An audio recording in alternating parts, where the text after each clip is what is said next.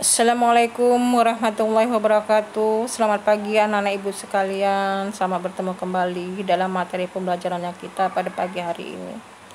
Sebelum kita belajar, marilah sama-sama kita berdoa untuk pembelajaran pada pagi hari ini. Semoga kita diberikan keberkahan. Kita bacakan doa. Bismillahirrahmanirrahim. Baiklah anak-anak sekalian, kita mulai pembelajarannya kita. Masih dalam materi pembelajaran IPS, masih di bab ke-1, yaitu materi yang ada di kelas 8 ini di semester keganjil. Adapun materi yang akan Ibu berikan pada pagi hari ini tentang masalah bentuk-bentuk kerjasama ASEAN. Tujuan pembelajaran yang akan diharapkan, anak-anak mampu menjelaskan makna kerjasama, bentuk-bentuk kerjasama, dan upaya peningkatan kerjasama antar negara ASEAN. Bentuk-bentuk kerjasama ASEAN. Apa sih kerjasama itu? Yang kita pelajarin di sini adalah tentang masalah negara ASEAN. Berarti kerjasamanya adalah kerjasama ASEAN, yaitu kerjasama antar negara. Kerjasama antar negara adalah upaya menjalin hubungan antar dua negara atau lebih dengan tujuan mencapai suatu kesepakatan yang menguntungkan. Bentuk kerjasama di bidang sosial dan budaya, ini yang pertama kali. Di sini ada kerjasama dalam bidang sosial dan budaya yang dilaksanakan oleh COSD. Apa itu COSD?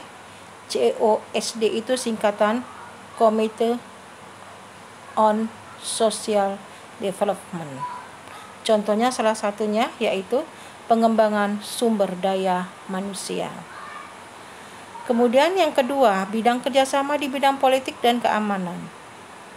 Di sini diantaranya adalah berupa bantuan hukum dan juga ada konvensi ASEAN tentang pemberantasan terorisme. Dan juga adanya mempromosikan perdamaian di stabilitas di kawasan melalui bidang dialog antar kerjasama di bidang pertahanan dan keamanan. Lanjut, bentuk kerjasama di bidang pendidikan. Di sini ada penawaran beasiswa pendidikan. Juga ada ASEAN Council of Teacher Convention. Dan juga olimpiade di bidang pendidikan ini sering diadakan pada taraf regional Asia Tenggara. Ibu lanjutkan pengaruh kerjasama di berbagai bidang. Pengaruh kerjasama ini antar ruang kita lihat yaitu dalam kondisi ekonomi, sosial, politik, budaya, dan pendidikan negara-negara ASEAN. Di bidang ekonomi. Di bidang ekonomi ini, negara ASEAN membentuk pasar tunggal, yaitu Masyarakat Ekonomi ASEAN atau MEA, dan pemberlakuan MEA menandatangani era perdagangan bebas di kawasan Asia Tenggara. Lanjut di bidang sosial.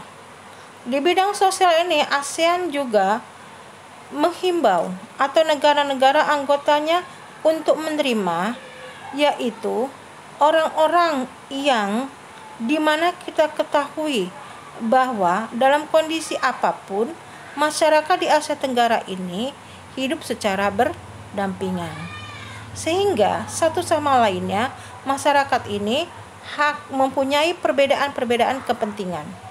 Ya, dalam perbedaan-perbedaan kepentingan itu ada pertentangan-pertentangan yang akan muncul. Di sini adanya perlu untuk memberikan sekat-sekat di mana para negara-negara tetangga untuk selalu hidup di dalam kehidupan yang dinamis. Dalam bidang politik, kita ketahui masyarakat Asia Tenggara, yaitu masyarakat Asia Tenggara ini mampu yaitu mengurangi sorotan-sorotan sengketa perbatasan yang ada di wilayah-wilayah di Asia Tenggara tentang masalah imigran-imigran. Kita lanjutkan kembali, yaitu bidang budaya. Dalam bidang budaya di sini sering diadakan secara berkesinambungan adanya komunitas di ASEAN ini merupakan kegiatan Festival Budaya ASEAN. Selanjutnya di bidang pendidikan, dalam bidang pendidikan ini ya kita ketahui sumber daya manusia yang berkualitas itu kita bisa melihatnya dari banyaknya tingkat pendidikan yang ada di Asia Tenggara. Di sini kita ketahui bahwa negara-negara ASEAN ini merupakan penghasil sumber daya manusia yang kompeten. Untuk itu, pendidikan ini perlu diutamakan, bahkan perlu ditingkatkan, sehingga akan menghasilkan sumber daya manusia yang juga lebih berkompeten. Lanjutnya, upaya meningkatkan kerjasama antar negara ASEAN, yaitu ada pilar-pilar, yaitu pilar politik keamanan. Di ASEAN di sini masyarakat mampu, yaitu melibatkan masyarakat ASEAN, mengenalkan keragaman budayanya, dan juga menghargai identitas nasional yang akan diwariskan sebagai warisan kawasan Asia Tenggara yang akan memberikan rasa aman dan damai dan juga kemakmuran kepada generasi selanjutnya. Lanjut pilar ekonomi. Dalam pilar ekonomi ini, kondisi perekonomian ASEAN diharapkan nantinya stabil. Indonesia termasuk di dalamnya, di mana pertumbuhan ekonomi Indonesia itu lumayan cukup tinggi sebelum terjadinya corona. Di mana stabilitas ekonomi ini, pertumbuhan Indonesia ini ditingkatkan lagi untuk menjalin kerjasama dengan negara lainnya secara optimal. Pilar sosial budaya. Masyarakat ASEAN ini bekerja sama satu dengan yang lainnya untuk meningkatkan mutu di dalam lingkungan hidup yang ada di Asia Tenggara.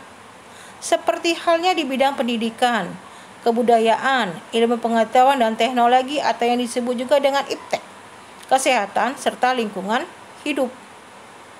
Nah, kita lihat di sini pagelaran. Sering diadakan pagelaran bersama, yaitu pagelaran budaya ASEAN. Kemudian ada lagi contohnya lagi pertukaran pelajar dan juga para tenaga pengajar.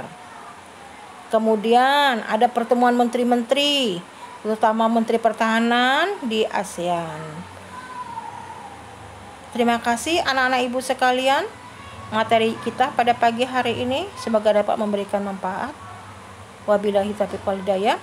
Wassalamualaikum warahmatullahi wabarakatuh.